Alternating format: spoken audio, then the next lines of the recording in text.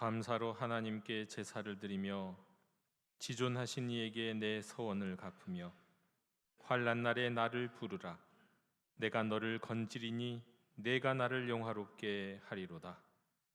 하나님은 영이시니 그분께 예배하는 자는 반드시 성령님에 이끌려 진리를 따라 예배할지니라. 아멘.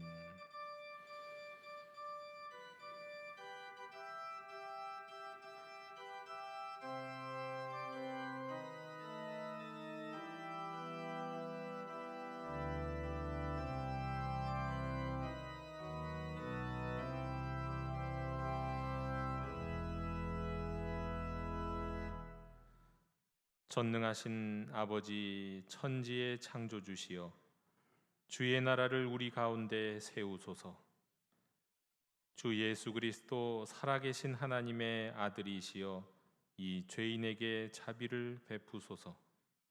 성령님, 살아계신 하나님의 숨이시여, 저희와 온 세상을 새롭게 하옵소서. 성부, 성자, 성령께 세세 무궁토록 영광이 있을지어다. 아멘. 다 함께 자리에서 일어나셔서 오늘 이곳에 계신 성령님을 찬양하시겠습니다.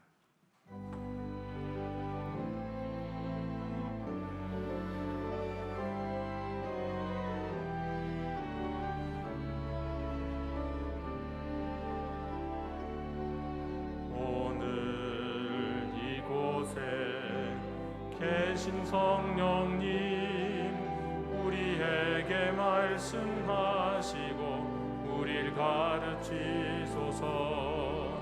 닫힌 우리 맘 열어주시고 주의 빛으로 밝혀 우릴 인도하소서. 주님보다 앞서지 않고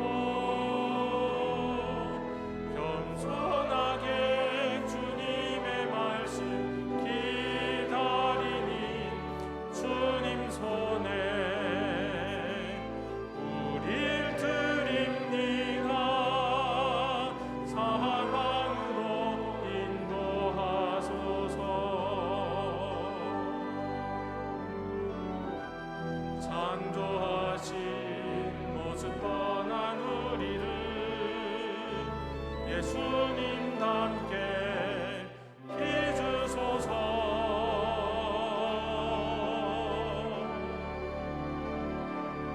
주님보다 앞서지 않고 겸손하게 주님의 말씀 기다리니 주님 손에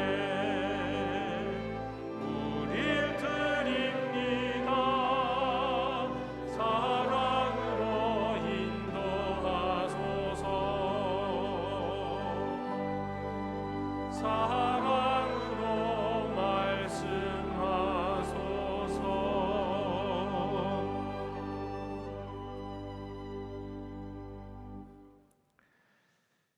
자비로우신 하나님 아버지, 은혜 가운데 저희들이 주님 앞에 나왔습니다. 죄인이지만 불러주셔서 감싸주셔서 용기 주셔서 이 자리에 섰습니다. 불쌍히 여겨 주시옵소서.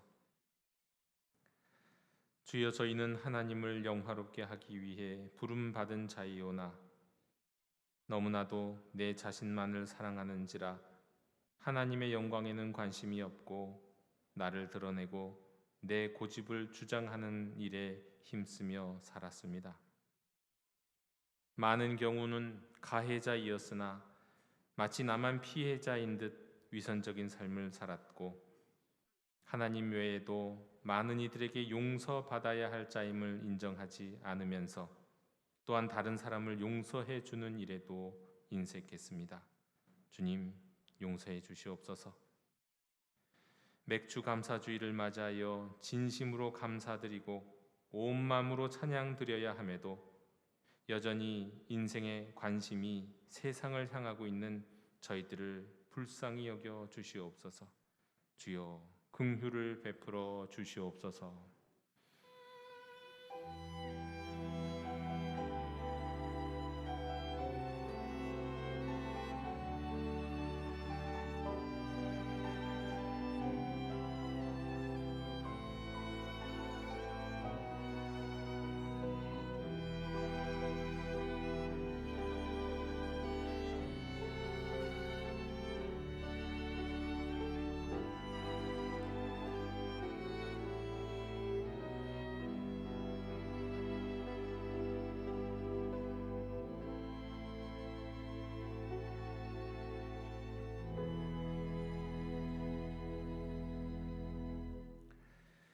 깊도다 하나님의 지혜와 지식에 부요하며 그의 판단은 측량치 못할 것이며 그의 길은 찾지 못할 것이로다.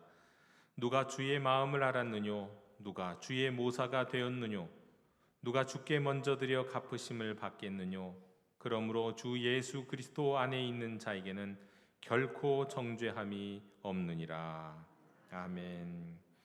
나는 전능하신 아버지 하나님 천지의 창조주를 믿습니다. 나는 그의 유일하신 아들 우리 주 예수 그리스도를 믿습니다. 그는 성령으로 잉태되어 동정녀 마리아에게서 나시고 본디오 빌라도에게 고난을 받아 십자가에 못 박혀 죽으시고 장사된 지 사흘 만에 죽은 자 가운데서 다시 살아나셨으며 하늘에 오르시어 전능하신 아버지 하나님 우편에 앉아 계시다가 거기로부터 살아있는 자와 죽은 자를 심판하러 오십니다. 나는 성령을 믿으며 거룩한 공교회와 성도의 교제와 죄를 몸사는 것과 몸의 부활과 영생을 믿습니다. 아멘. 다 함께 자리에 앉으셔서 성시교독 105번을 교독하시겠습니다.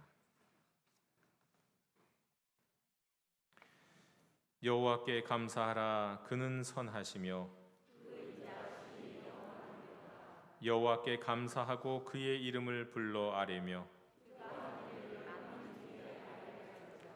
그들이 광야 사막길에서 방황하며 거주할 성읍을 찾지 못하고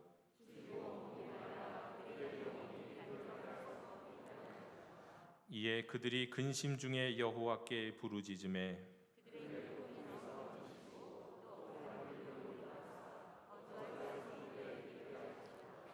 여호와의 인자하심과 인생에게 행하신 기적으로 말미암아 그를 찬송할지로다.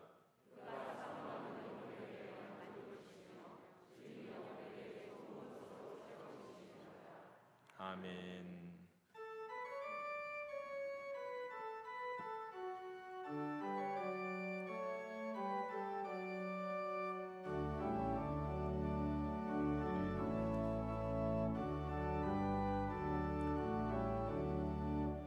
복의 근원 강림하사 찬송하게 하소서.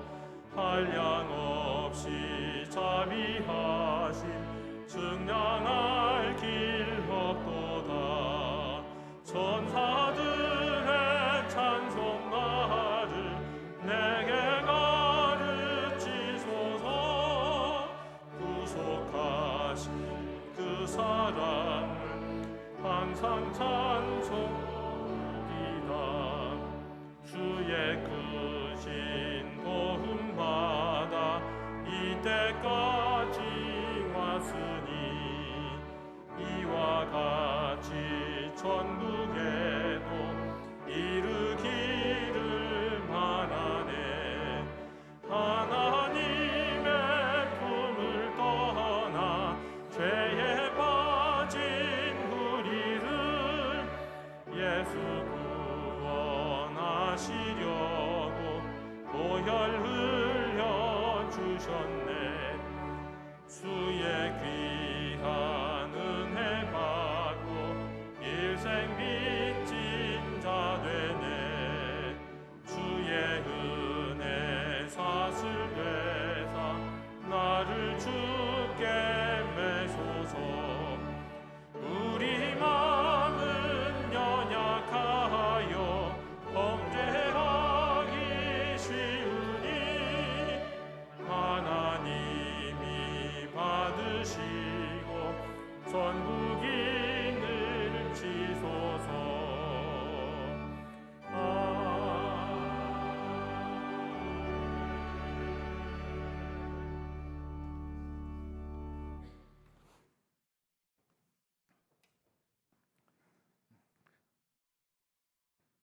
한량없는 사랑으로 세상을 사랑하사 모든 민족이 구원에 이르기까지 길이 참으시는 성부 하나님, 참되고 온전한 순종으로 우리에게 하나님을 친히 보여주신 성자 예수님, 하나님을 아버지로 믿고 그 뜻에 순종하도록 오늘도 우리를 격려하시는 성령님, 이 시간 삼위일체로 계신 우리 하나님을 경배하며 맥주 감사주일 예배를 드리오니 우리의 예배를 기쁘게 받으시고 예배하는 모든 이들의 마음을 성령으로 충만하게 하사 하늘의 기쁨과 평안을 허락하옵소서.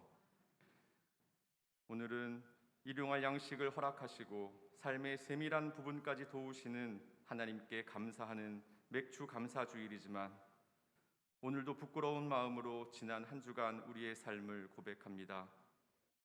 어두운 세상을 밝히는 생명의 빛으로, 썩어가는 세상을 회복하는 생명의 소금으로 하나님 우리를 부르셨지만 우리는 세상과 구별된 삶을 사는 일에 실패했습니다. 하나님께 받은 사랑을 이웃과 나눔으로 우리 삶에 감추어진 하나님의 영광을 드러내야 마땅했지만 우리는 손해보는 일은 절대 참지 못하는 완악한 마음과 또 알량한 자존심으로 하나님의 영광을 드러낼 기회를 잃어버렸습니다. 예수님을 통해 시작된 하나님 나라의 일꾼으로 먼저 그의 나라와 의를 구하는 삶을 살아야 했지만 우리의 삶은 생활의 염려에 붙들려 한 발자국도 믿음으로 나아가지 못했습니다. 하나님 우리를 긍휼히 여기시고 이 모든 불신앙과 악에서 우리를 건져 주옵소서. 아버지의 뜻이 하늘에서 이루어진 것 같이 땅에서도 이루어지기를 기도하라고 가르쳐 주신 주님, 주님이 다시 오셔서 하늘과 땅을 새롭게 하실 그날까지 세워주신 이곳 도림동에서 하나님 나라를 이루어가는 영도교회가 되기를 소망하오니 성령님 우리의 마음과 생각을 새롭게 하옵소서. 내가 하나님께 1만 달란트 탕감받은 사람임을 날마다 기억하며 나에게 100데나리온 빚진 어려운 이웃의 빚을 탕감할 수 있는 긍휼의 마음을 허락하옵소서. 하나님께서 우리의 죄를 용서하신 것처럼 우리도 우리에게 잘못한 사람을 용서하게 하시고 우리의 용서를 통하여 소원했던 이웃과 화해하고 그리스도 안에서 연합하는 복을 허락하옵소서. 그리하여 우리의 삶에 하나님의 나라가 임하는 것을 날마다 보게 하시며 온 세상을 새롭게 하실 주님 앞에 서는 날 잘했다 칭찬받는 주의 종들 되게 인도하옵소서. 코로나로 인한 경기 침체와 전 세계적인 물가 상승으로 고통받는 많은 사람들이 있습니다. 특히 최근에는 경제적인 어려움으로 일가족이 함께 목숨을 끊는 안타까운 일도 있었습니다. 하나님, 이 시간 간절한 마음으로 간구하오니 이 땅의 모든 교회와 믿는 자들을 통하여 하나님의 자비와 긍휼을 나타내사 궁핍함으로 고통받는 모든 이들을 위로하시고 그 상황에서 구원하여 주옵소서. 그리하여 나눌수록 풍성해지는 하나님의 일하심을 우리도 경험하게 하옵소서. 또한 지금도 계속되는 전쟁과 내전으로 고통받고 있는 우크라이나와 미얀마에 하나님의 공의와 평화를 허락하시고 억압과 빈곤으로 고통받고 있는 북한과 제3세계 나라들에게도 자유와 해방을 허락하여 주옵소서. 올여름 진행되는 성경학교를 통하여 교회학교 어린이들이 하나님을 아는 지식이 무럭무럭 자라게 하시고 청소년부와 청년부의 수련회를 통하여 영도교회의 다음 세대가 하나님을 인격적으로 만나고 인생이 변화되는 첫사랑의 감격을 허락하여 주옵소서. 이를 위해 수고하시는 교역자들과 선생님들을 먼저 성령으로 충만하게 하사 감당할 수 있는 능력과 힘을 부어주시고 마지막까지 아무런 안전사고 없이 무사히 마칠 수 있도록 모든 일정 가운데 간섭하여 주옵소서. 하나님을 사랑하는 마음으로 준비한 할렐루야 찬양대의 찬양을 기쁘게 받으시고 예배를 돕는 모든 손길을 기억하시되 특별히 보이지 않는 곳에서 이름 없이 수고하는 손길들을 복되게 하옵소서. 이제 하나님의 말씀을 듣습니다. 전하시는 박경원 목사님을 주장하사 살아계신 하나님의 말씀을 온전히 전하게 하시고 듣는 우리의 마음도 주장하사 아멘으로 받고 순종하게 하옵소서. 하나님께 대한 순종과 우리를 사랑하심으로 십자가를 참으사 세상의 주와 구주 되신 예수님 이름으로 기도드립니다. 아멘.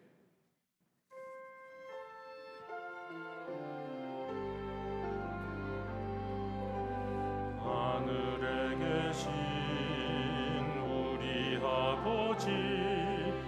아버지의 이름을 거룩하게 하시며 아버지의 나라가 오게 하시며 아버지의 뜻이 하늘에서와 같이 땅에서도 이루어지게 하소서.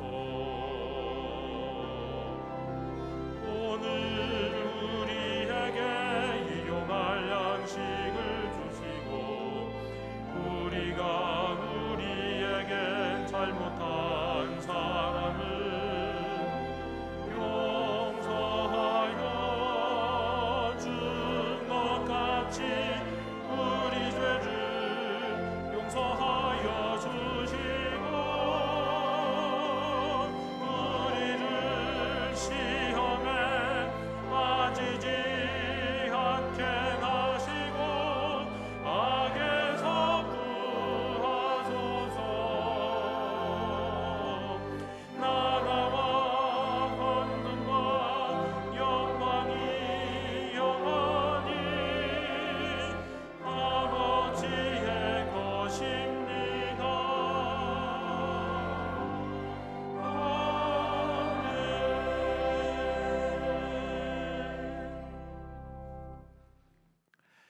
공동체 소식을 전해드리겠습니다. 우리 좌우에 계신 분들과 앞뒤에 계신 분들 평화 인사 나누시겠습니다. 주님의 평화를 빕니다. 주님의 평화를 빕니다.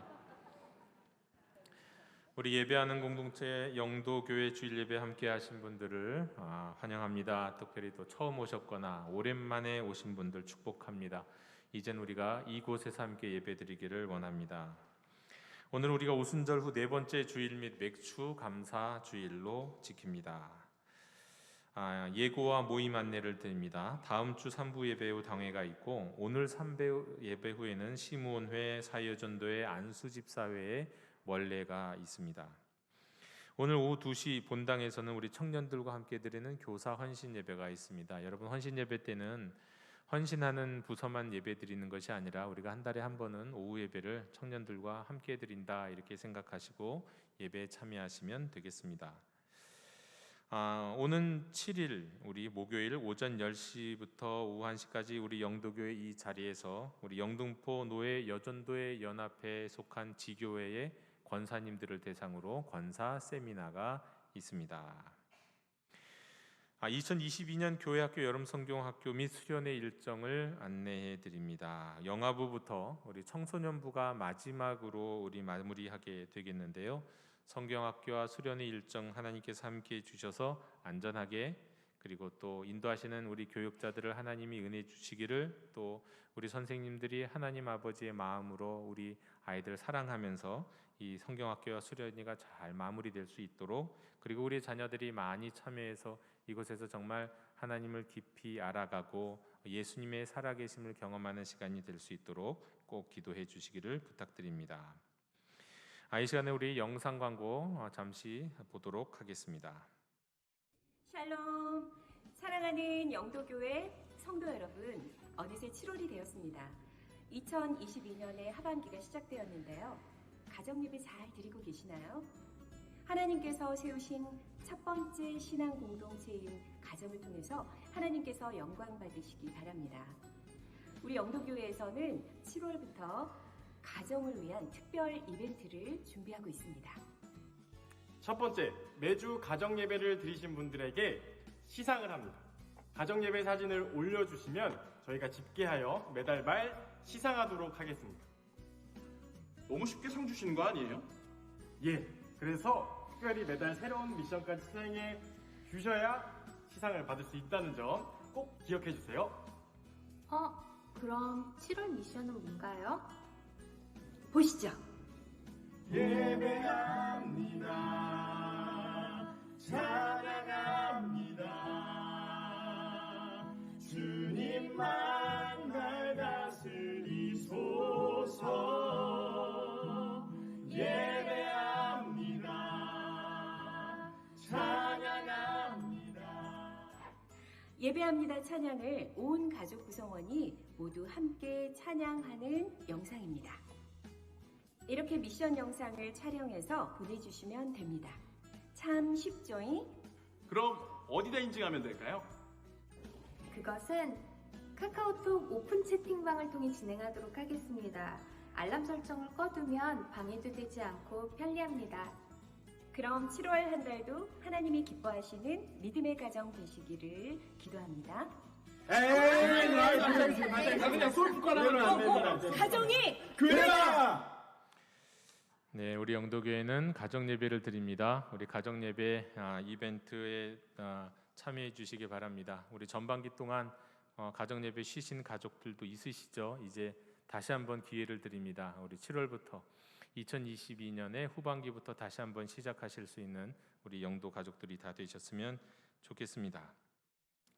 우리 상반기 회계감사가 7월 8일, 9일 양일간 있습니다. 우리 대상 부서는 사역 부서들 다 대상이고 우리 자치에도 준비하셔서 우리 회계감사에 참여하시길 바랍니다.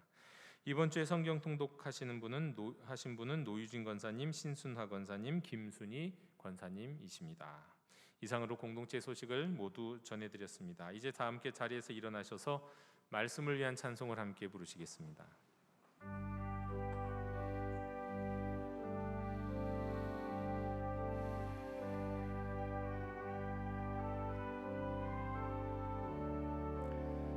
말씀하소서 여호와여, 온 맘 다하여 듣겠나이다. 주의 사랑의 노래 들려주시옵소서.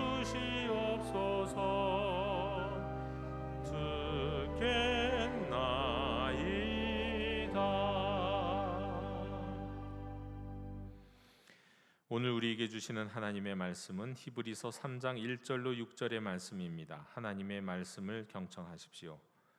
그러므로 함께 하늘의 부르심을 받은 거룩한 형제들아, 우리가 믿는 도리의 사도이시며 대제사장이신 예수를 깊이 생각하라. 그는 자기를 세우신 이에게 신실하시기를 모세가 하나님의 온 집에서 한 것과 같이 하셨으니, 그는 모세보다 더욱 영광을 받을 만한 것이 마치 집 지은 자가 그 집보다 더욱 존귀함 같으니라. 집마다 지은 이가 있으니 만물을 지으신 이는 하나님이시라. 또한 모세는 장래에 말할 것을 증언하기 위하여 하나님의 온 집에서 종으로서 신실하였고, 그리스도는 하나님의 집을 맡은 아들로서 그와 같이 하셨으니, 우리가 소망의 확신과 자랑을 끝까지 굳게 잡고 있으면 우리는 그의 집이라. 아멘. 앉으시겠습니다.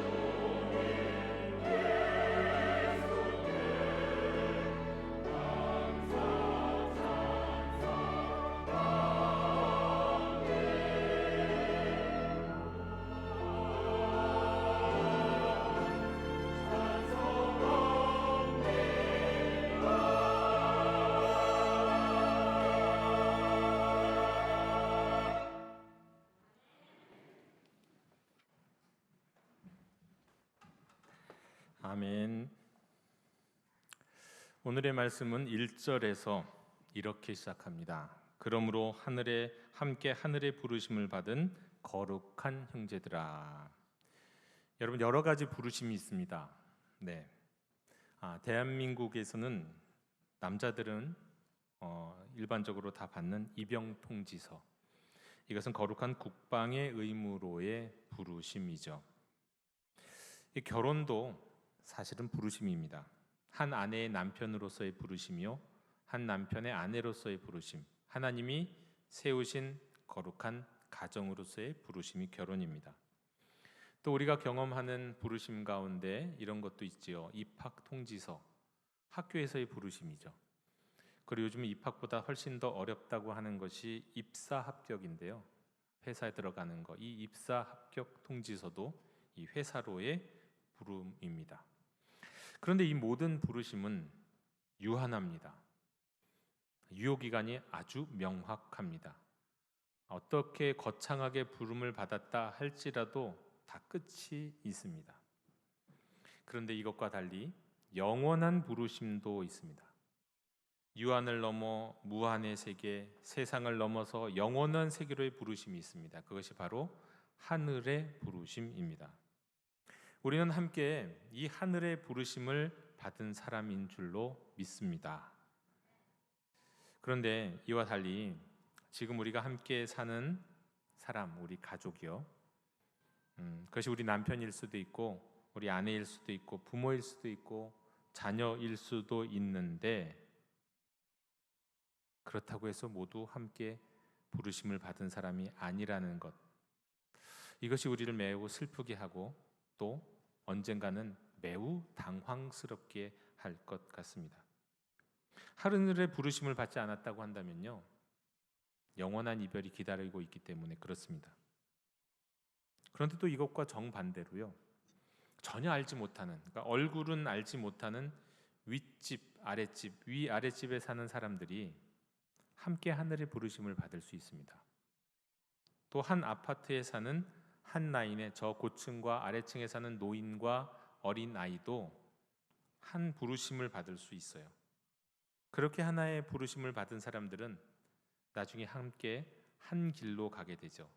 하늘의 부르심을 받았다면 하늘로 가게 됩니다.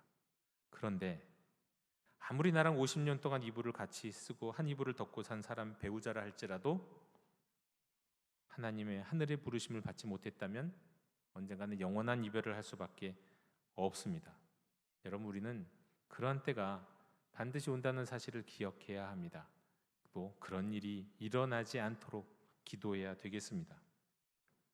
여러분, 우리는요, 적어도 이 자리에서 우리가 예배드리는 우리는 비록 성별이 다르고 고향도 다르고 연령대도 다르고 취미도 다르고 살아가는 모습도 다릅니다. 좋아하는 거 다 다르죠.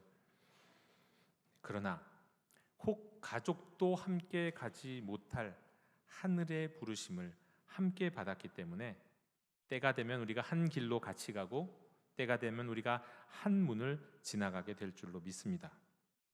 오늘 말씀은요, 함께 하늘의 부르심을 받은 이들을 갖고 또한 거룩한 형제자매라고 부릅니다. 거룩한 형제라.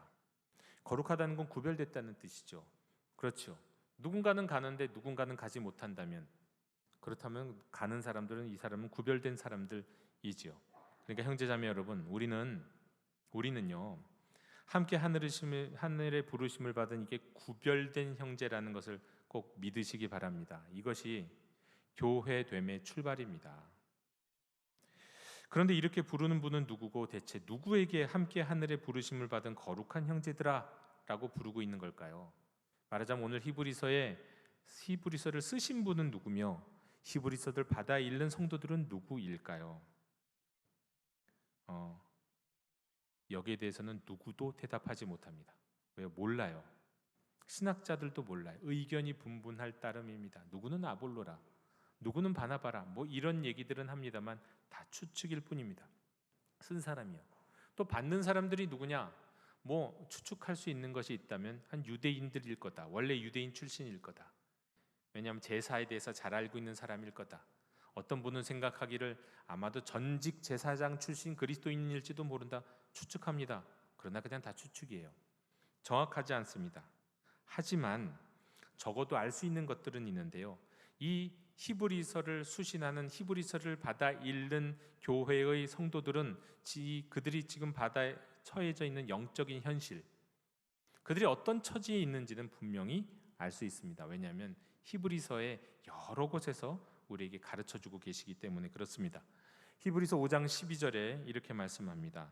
때가 오래되었으므로 너희가 마땅히 선생이 되었을 터인데 너희가 다시 하나님의 말씀의 초보에 대하여 누구에게서 가르침을 받아야 할 처지이니 단단한 음식은 못 먹고 젖이나 먹어야 할 자가 되었도다. 이 말씀에 따르면 이들은요, 오래된 성도예요. 분명한 건 오래된 성도라는 거예요.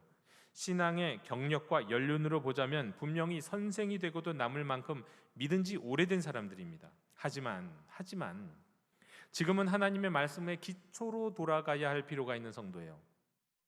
말씀을 들으면 그 말씀을 듣고 골똘하고 공리하면서 말씀의 깊은 뜻을 깨닫고 그 말씀에 순종하는 경지에 있어야 할 이들이 묵상할 줄도 모르고 수동적으로 예배하고 말씀을 들어도 삶으로 실천할 줄 모르는 성도로 후퇴하거나 아직 정말 이 단단한 음식도 못 먹고 젖이나 먹어야 할 처지로 그냥 계속 오랫동안 머물러 있거나 그런 사람들이라는 겁니다. 히브리서 13장 7절의 말씀입니다. 하나님의 말씀을 너희에게 일러주고 너희를 인도하던 자들을 생각하며 그들의 행실의 결말을 주의하여 보고 그들의 믿음을 본받으라. 이 말씀에 따르면 이 히브리서를 받아 읽는 성도들은요, 처음 믿음에서 벗어난 성도들입니다. 처음에 복음을 전하고 양육했던 사도들의 말과 행실을 어느덧 잊어버렸어요. 그리고 거기서부터 멀리 떠나 있는 성도들이라는 거예요. 또 히브리서 10장 25절에 보면 모이기를 패하는 어떤 사람들의 습관과 같이 하지 말고 오직 권하여 그날이 가까움을 볼수록 더욱 그리하자. 그래서인지는 알 수 없지만 이 히브리서를 받아 읽는 교회의 성도들은 모이기를 패하는 사람들이 많았습니다. 이 모이기를 게을리한다는 뜻이에요. 모이기를 패한다는 게 모이기를 게을리한다. 이것을 오늘날의 시대에 적용해 보면 아마 이런 분들일 겁니다. 믿음의 처음엔 주일 예배도 잘 드리고 각종 기도회, 셀 모임, 성경 공부에도 열심히 잘 참여하면서 많은 은혜를 누리는 성도였지만 믿음이 오래되면서 어느 순간부터는 그냥 주일 예배만 드려요. 그리고 교회 안보다 교회 밖에 더 많은 관심을 가져요. 심지어 신앙생활 안에서도 그래요. 심지어 또 주일 예배 안에서도 뭐 여차하면 오늘은 온라인 예배 드리면 되지 하는 분들이 많은 것, 그것과도 아주 비슷한 것 같습니다. 제가 담임 목사로 굉장히 부끄러운 얘기를 하나 드릴게요. 지난주에 저희 아들이 예배를 빠졌어요. 청소년부 예배를 자느라고. 그 자느라고 제가 나중에 알게 됐어요. 그래 갖고는 나중에 가서 너 어떻게 된 거냐 그랬더니 자느라고 빠졌대요. 그리고는 그때 온라인으로 말씀을 듣고 예배를 보고 있더라고요. 제가 혼내줬죠. 네가 지금 온라인으로 예배 드릴 때냐? 당장 저 옆에 있는 교회라도 가서 예배 드리고 와. 그래서 10분 만에 옷 입고 제가 쫓아보내갖고 저기 옆에 있는 우리 이웃교회 가서 예배를 드리고 왔어요. 여러분, 온라인 예배 드리면 예배 드린다고 생각하는 거예요. 여러분, 예배는 최선이라고 말씀드렸잖아요. 온라인 예배를 드릴 때가 있었어요. 그게 최선일 때가 있었어요. 지금은 분명히 아닙니다. 지금은 온라인 예배 절대 최선 아니에요. 예배는 최선이어야 됩니다. 그런데 모이기를 패하고 게을리하는 분들이 이런저런 핑계로 자꾸 주일 예배 정도만 드리고 나머지는 그냥 옵션처럼 생각하는 분들이 한국 교회에 많아졌어요. 한국 교회. 여러분, 그러면 이분들이, 이 히브리 성도들이, 히브리서를 읽는 교회의 성도들이요, 믿음이 연약한 사람이고 되게 어수룩한 사람일까요? 오래 믿었지만 아주 믿음이 약한 사람? 아니에요. 여러분, 이분들이 한때는요 한 믿음 하시던 분들이에요.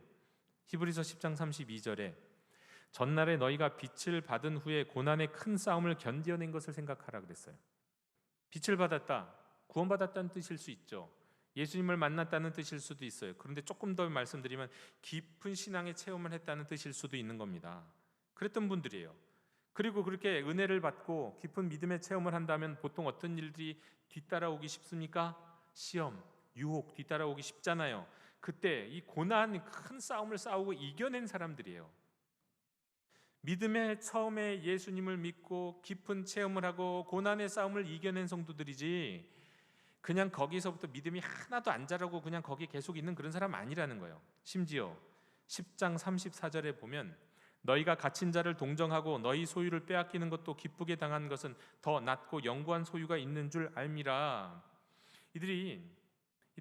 이분들은요 신앙 때문인지 뭐 다른 억울한 일 때문인지 몰라도, 또 자기가 잘못해서 그런지는 몰라도 감옥에 갇혀 있는 의지할 곳 없는 사람들을 위해서 베풀 줄 아는 사람이었어요.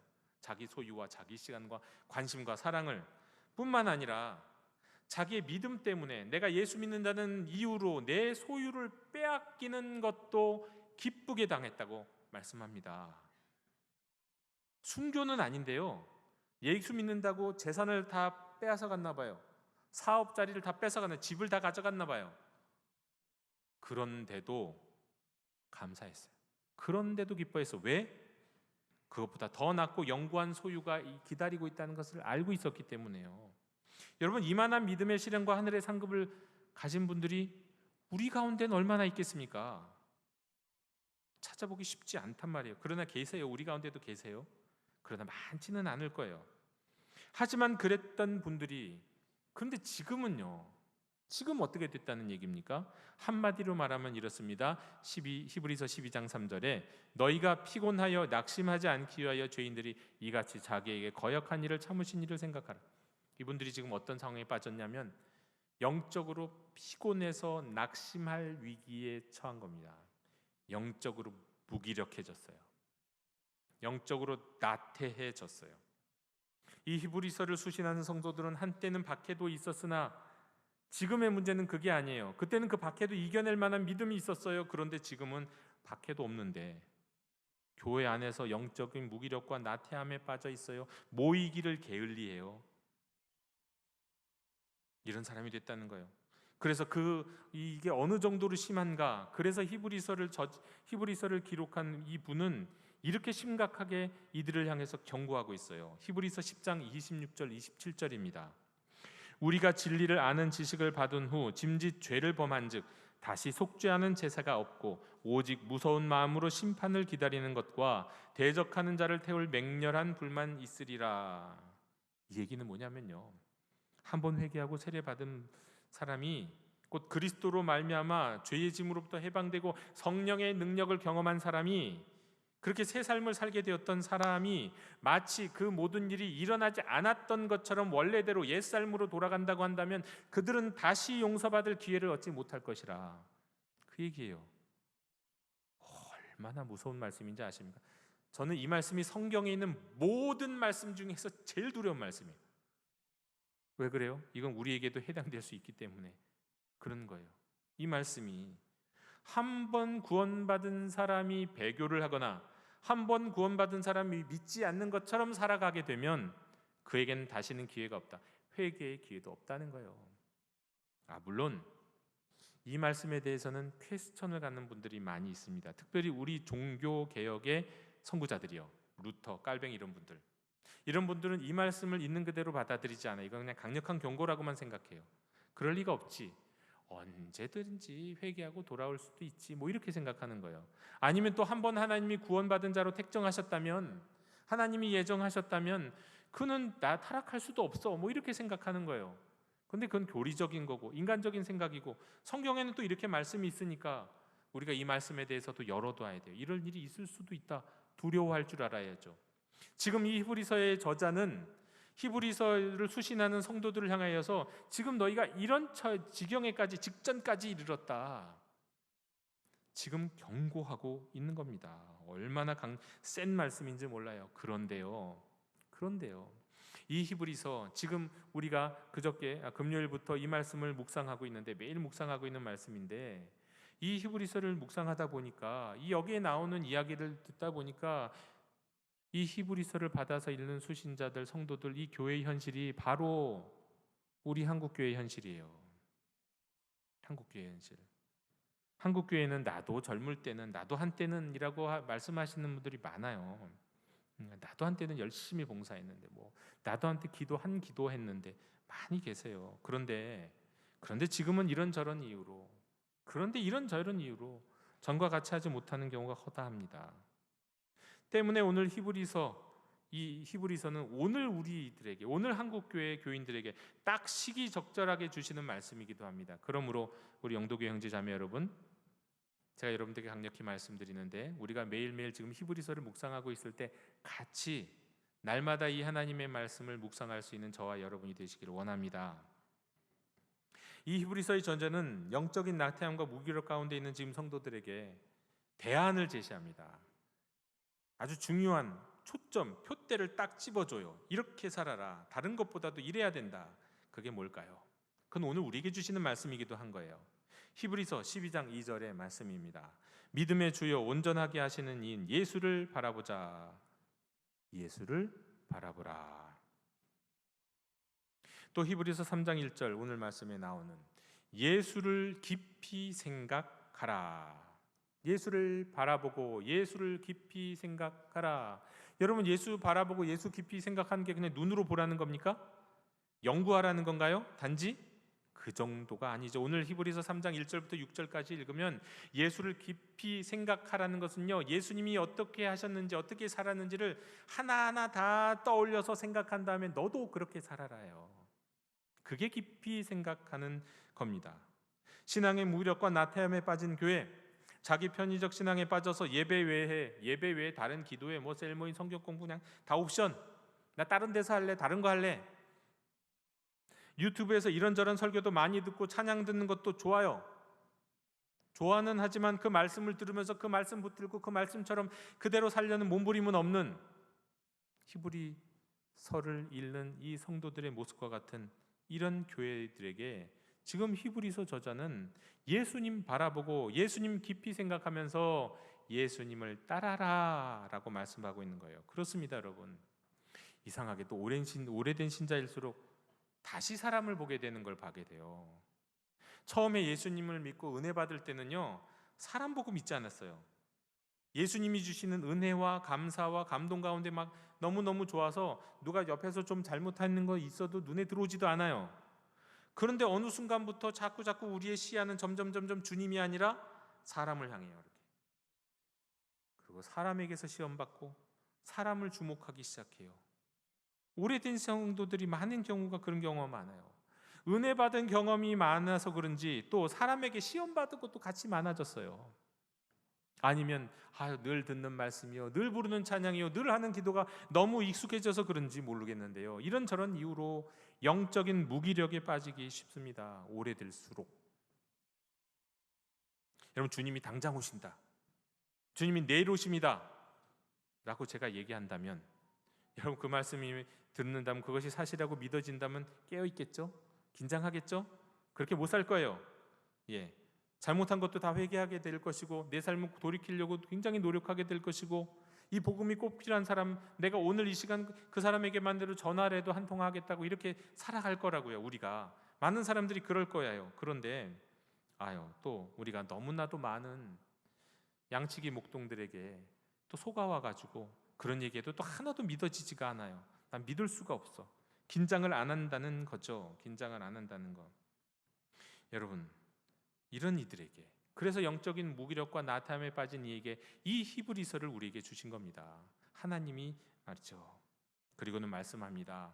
예수님을 바라봐라. 예수님을 깊이 생각해라. 그리고는 예수님이 했던 것처럼 살아라. 그렇습니다, 여러분.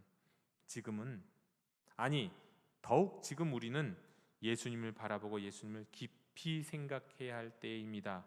그분의 삶을 돌이켜보고 심지어는 그분의 삶을 재현해 볼 때예요. 지금은요. 저는 이 말씀을 읽으면서 한 권의 책이 떠올랐습니다. 여기에 딱 맞는 책입니다. 이러한 삶이 어떤 삶인지를 가르쳐주는 기독교 고전 중에 고전이에요. 성경담으로 그리스도인들이 가장 많이 읽었다고 하는 책은 3권 정도로 요약할 수가 있어요. 하나는 아우구스티누스가 쓴 참회록이고요. 하나는 언젠가도 말씀드렸던 존 버넌의 철로역정이라는 책이고요. 또 한 권이 바로 이 책인데요. 토마스 아 캠피스의 그리스도를 본받아라는 책입니다. 이 그리스도를 본받는다는 말에 본받는다가 이미테이션 한다는 거죠. 모방이에요, 모방하는 거. 그리스도를 어느 정도로 본받는다는 뜻입니까? 모방할 정도로요. 물론 우리가 예수님의 삶을 어떻게 그대로 모방하는 게 의미가 있는지 없는지는 모르겠어요. 하지만 그 정도로 내가 예수님을 닮아가기 위해 노력한다는 뜻입니다. 네. 그런데 여기엔 아주 중요한 우선순위가 있습니다. 뭐냐면 우리가 예수님을 모방하고 예수님을 본받아서 구원받는 게 아니에요. 예수님을 본받으면 하나님의 자녀가 되는 게 아닙니다. 아닙니다. 정반대예요. 우리가 하나님의 자녀가 되고 구원받는 자이기에 예수님을 본받을 수 있는 거예요. 이것은 우리가 분명히 하고 넘어가야 합니다. 또한 그리스도를 본받는다는 것, 이건 예수님의 삶을 우리의 삶에서 어떤 의미에서는 재현한다는 것인데, 이 재현한다는 것은 두 가지로 생각할 수 있어요. 아까도 말씀드렸지만 정말 그대로 따라하는 사람도 있어요. 가능한 모든 영역에서 우리가 잘 아는 아시시의 성 프란치스코, 그분은 예수님의 삶을 그대로 따라하고 싶었어요. 심지어는 공간복음서에 나와 있는 예수님의 모습을 유추하면서 예수님은 이런 옷을 입었겠다, 다 재산 다 버리고 예수님이 입었을 것 같은 그런 허름한 옷 하나만 걸치고요. 그는 죽을 때도 예수님처럼 죽고 싶었어요. 그리고 또 그는 예수님처럼 십자가에 못 박히고 싶기도 했나 봐요. 그래서 성은이 생겼잖아요. 이런 것들이 그야말로 예수님의 삶을 다 모방하고 싶었던 거예요. 이런 분도 있지만, 그러나 그렇게 사는 게 정말 예수님을, 그리스도를 본받는 걸까요? 예수를 깊이 생각하는 걸까요? 그것만은 또 아닌 것 같아요. 그보다는 예수님이 가르쳐주신 말씀, 예수님의 삶과 그냥 일치하는 삶, 예수님이 가르쳐주신 정신과 일치하는 삶, 그리고 그분의 가르침을 따르는 삶을, 예수님을, 그리스도를 본받는 것, 예수님을 본받는 것이다, 이렇게 얘기할 수 있겠습니다.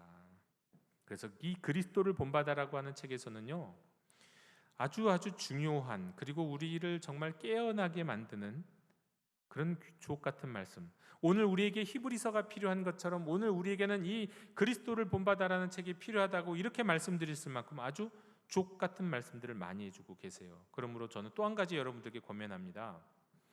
여러분, 일평생에 버킷리스트에 이걸 꼭 올려놓으십시오. 그리스도를 본받아를 내가 꼭 읽겠다. 성경을 많이 읽으신 분들 한번 잠깐 쉬셔도 좋아요. 그리스도를 본받아라는 책을 처음부터 끝까지 읽어보시고, 제가 사실은 이 그리스도를 본받아서 한번 녹음해서 이렇게 파일로 매일매일 보내드리고 싶다는 생각을 했던 적이 있는데, 그걸 포기하게 된 이유는요, 유튜브에 가면 이미 다 녹음이 돼 있어요. 이 전체가, 책 전체가 오디오북으로 녹음이 돼 있어요. 이걸 들어보셔도 좋겠습니다. 꼭 한번은 이 그리스도를 본받아를 처음부터 끝까지 잘 들어보세요. 자, 그럼 그리스도를 본받는다는 것, 예수를 깊이 생각한다는 것 어떤 것인가? 이 그리스도를 본받아에 나와 있는 부분 중에 몇 군데를 제가 인용하고 읽어드리며 그 말씀을 저와 여러분에게 나누기를 원합니다. 이 말씀 또한 히브리서처럼 오늘 우리에게, 우리 한국교회에게 주신 아주 귀한 말씀이기 때문에 그렇습니다. 이 그리스도를 본받아의 첫 장은 이렇게 시작합니다. 주님께서 나를 따르는 자는 어둠에 다니지 않을 것이라고 말씀하셨습니다.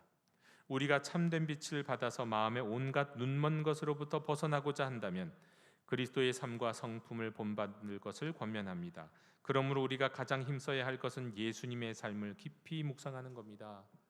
여러분, 우리가 묵상해야 될 삶은 예수님의 삶이에요. 빌 게이츠나 일론 머스크나 부자가 된 사람이나 우리가 좋아하는, 선호하는 그 사람의 인생을 묵상해서는 안 돼요. 젊은이들은, 우리 아이들은 자기가 좋아하는 연예인의 삶을 묵상하는 아이들도 있죠. 아니, 우리 그리스도인들은 그리스도를 본받아야 합니다. 그러기 위해서는 예수님이 어떻게 사셨는지, 어떤 말씀을 하셨는지를 날마다 묵상할 필요가 있어요. 또 이런 말씀이 있습니다. 주님께서는 하나님의 나라는 너희 안에 있느니라고 하셨다. 너희 내면에 그리스도가 거처할 곳이 준비되어 있는가? 주님을 신랑으로 영접하라. 사람은 쉽게 변하고 힘이 금세 사라진다. 그리스도만이 영원히 계시며 변함없이 함께 하신다. 내면이 잘 정돈되어 있는 사람은 다른 사람의 기괴하고 악한 행위들에 전혀 신경이 쓰이지 않는다. 여러분, 그리스도를 본받는다는 것은요, 예수를 깊이 생각한다는 것은요, 제가 요즘 계속 말씀드리는 것처럼 요한계시록 3장 20절의 말씀처럼요, 우리 심령 밖에서 문을 두드리고 계신 그 주님을 향해서 문을 열어드릴 준비를 하고 사는 거예요. 그리고 그분을 영접하며 사는 거예요. 그게 그리스도를 본받는 삶이에요. 그분이 들어오시면 그분은 영원하세요. 우리 사람은 금방 힘이 빠지고 금방 의욕도 사라지지만 영원하신 주님이 우리 안에 들어오셔서요, 우리의 주인이 되어 주세요. 그렇게 되면 어떤 일도 일어나냐면요, 사람들이 하는 어지간한 기분 나쁜 일들이 눈에 안 보여요. 그리스도가 그 안에 안 계시니까 자꾸 저 권사, 저 집사, 저 누구 자꾸 눈에 자꾸 거슬리는 거예요. 그리스도가 안 계시니까. 그리스도를 본받는다는 건 우리의 심령에 그리스도를 모시는 거예요.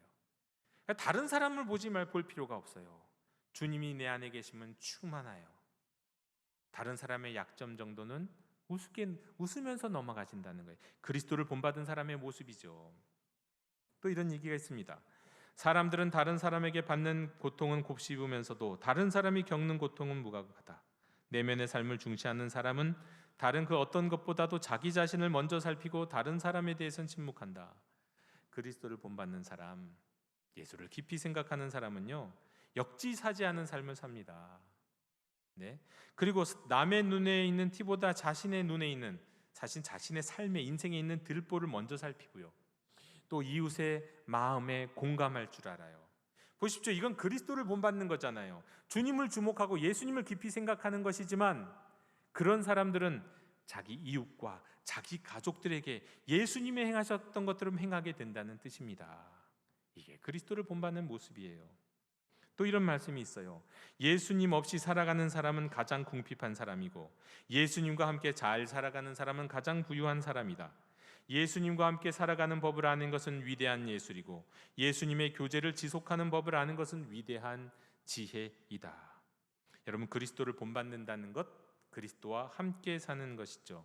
그런데 여러분, 주님은 어떤 분이십니까?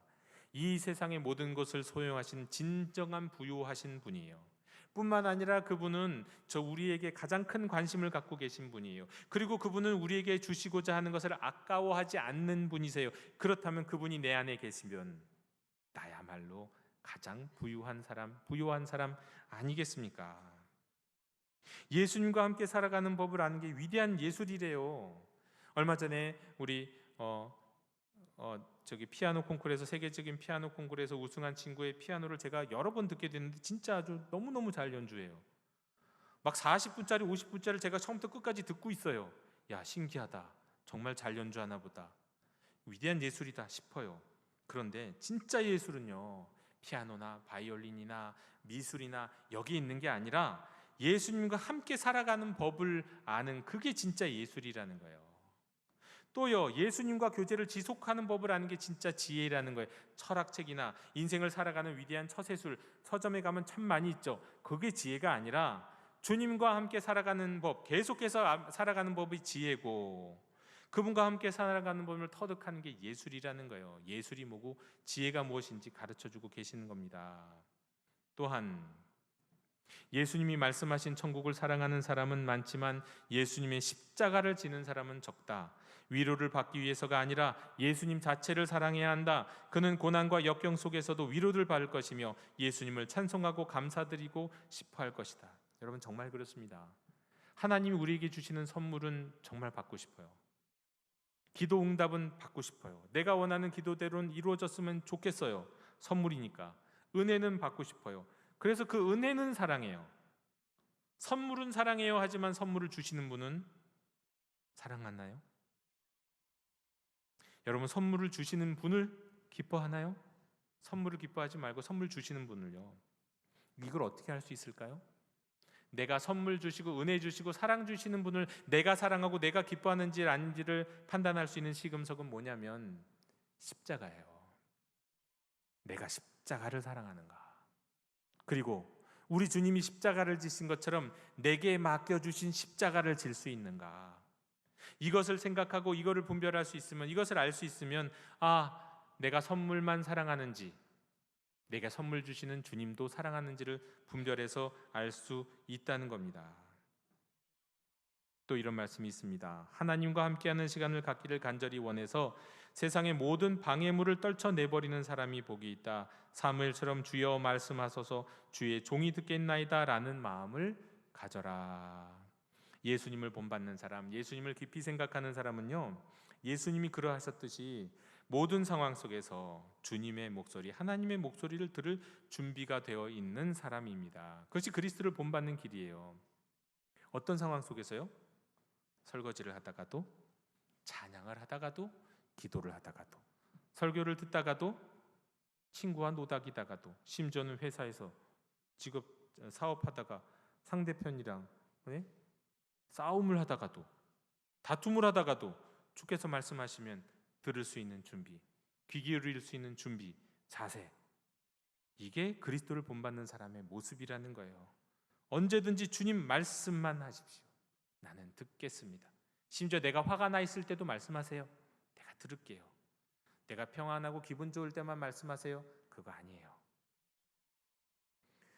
또 이런 말씀도 있습니다. 자기 생각에 자신이 지혜롭다고 여기는 사람들은 다른 사람들의 다스림이나 지도를 겸손하게 받아들이는 경우가 극히 드물다.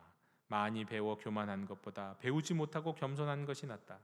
여러분, 우리 예수님은요, 하나님의 독생하신 아들인 예수님은 어린 시절에요, 그의 육신의 부모에게 순종했어요. 하나님이 부모를 주신 이유는 교만하지 말고 겸손을 배우라라는 거라고 제가 말씀드린 적이 여러 번 있잖아요. 예수님도 그의 육신의 부모에게 순종하셨어요. 그만큼 겸손하신 분이셨어요. 여러분, 우리 예수님을 본받는 사람은요, 부모와 또 영적인 지도자의 다스림과 지도를 겸손히 받아들일 수 있는 지혜가 있어야 해요. 그게 그리스도를 본받은 사람의 모습이에요. 누가 날 가르쳐? 내가 나이도 더 많아? 이렇게 할 수도 있고요. 나는 이미 영적인 체험 충분히 했어. 다른 사람이 나한테 굳이 뭐라고 얘기하지 않아도 나는 충분히 나 혼자 믿음 생활 잘해. 그리스도를 본받은 사람이 아니에요. 그리스도를 본받은 사람은 겸손해요. 고개를 숙일 줄 안다는 거예요. 마지막으로 이런 말씀이 있어요. 늘 많이 갖기보다는 적게 갖는 것을 택하라. 늘 가장 낮은 자리를 구하고 모든 사람 아래에 있어라. 내게서 하나님의 뜻이 이루어지기를 늘 바라고 기도하라. 보라, 그런 사람은 평화와 안식의 땅으로 들어간다.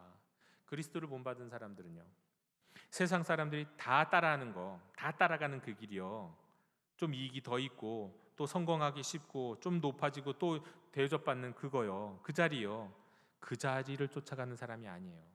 그건 세상 사람들도 쫓아가는 거잖아요. 그건 세상을 본받는 일이잖아요. 그리스도를 본받는 사람은 거꾸로 갑니다. 세상 사람들이 높아지려고 하면 나는 낮아지겠다. 세상 사람들이 이름이 유명해지길 원하면 나는 유명해지고 원하지 않아. 오직 그리스도의 영광만, 하나님의 영광만 높아졌으면 좋겠어. 이런 마음으로 살아가는 사람, 세상적 가치와 반대로 살아갈 수 있는 사람이 바로 그리스도를 본받는 사람, 예수님을 깊이 생각하는 사람의 삶입니다. 여러분, 이와 같이 그리스도를 본받는 일은요, 시대를 초월해서 하늘로부터 부르심을 받은 모든 거룩한 형제 자매들에게 하나님이 주시는, 하나님이 요청하시는, 하나님이 권면하시는 길입니다.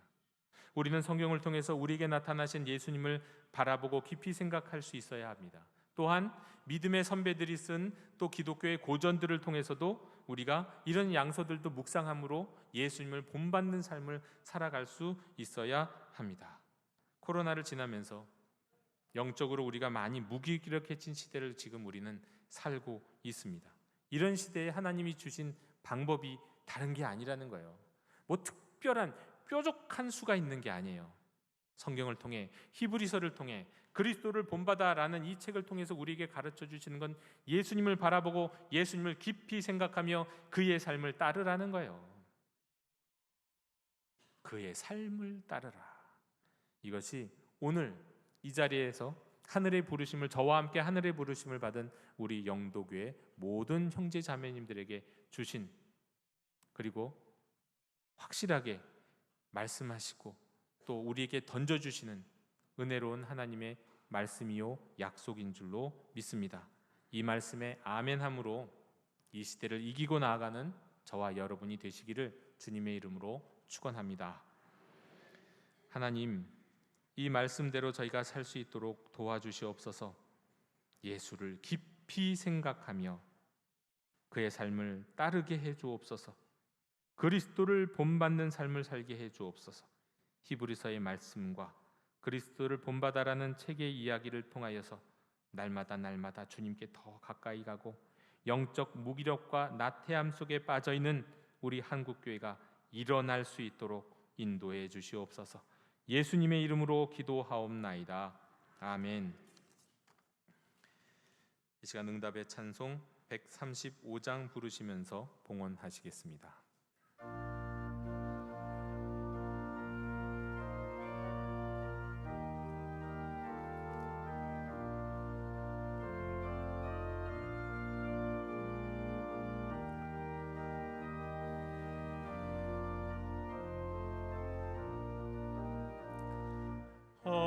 어저께나 오늘이나 어느 때든지 영원토록 변함없는 거룩한 말씀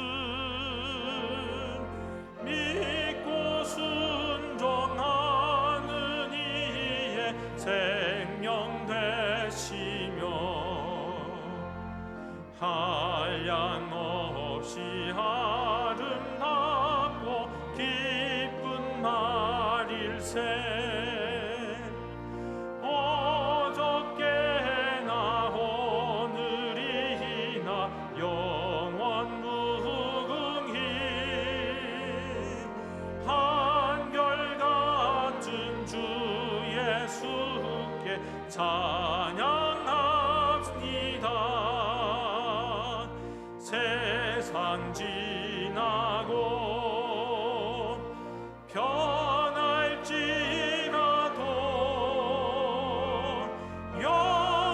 영원하신 주 예수 찬양합니다.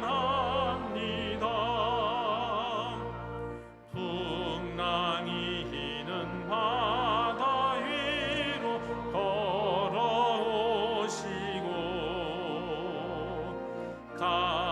갈릴리의 험한 풍파 잔잔케 하고 겟세마네 동산에서 우리 위하여 눈물 짓고 기도하신 고난의 주님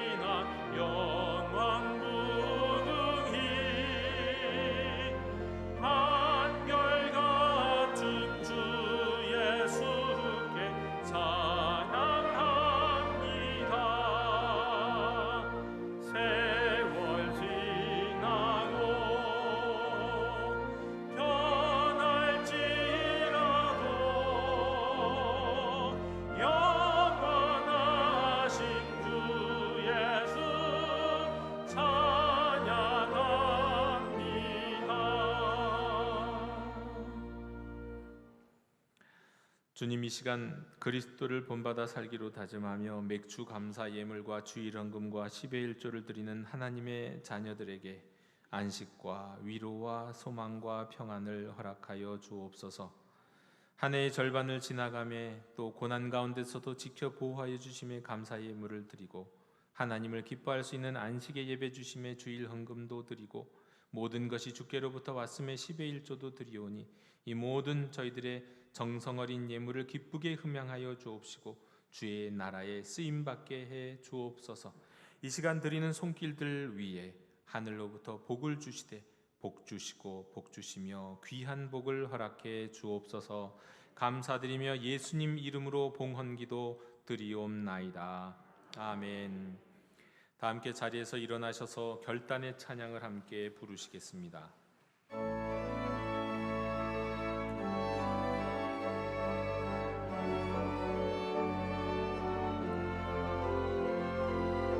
교회여 일어나라 주께서 부르시니 두려움과 실패 내려놓고 교회여 일어나라 교회여 일어나라 주께서 보내시니 우릴 부르신 삶의 자리에서 교회여 일어나라 우린 세상의 빛 하나님의 편지 주의 교회를 통해 세상이 주를 버리라 일어나라 아버지 사랑으로 아버지 능력으로 서로 하나 되어 그 빛을 비추라 노래하라 아버지의 사랑을 아버지의 크심을 이 삶의 노래로 주님을 나타내라 일어나라 일어나라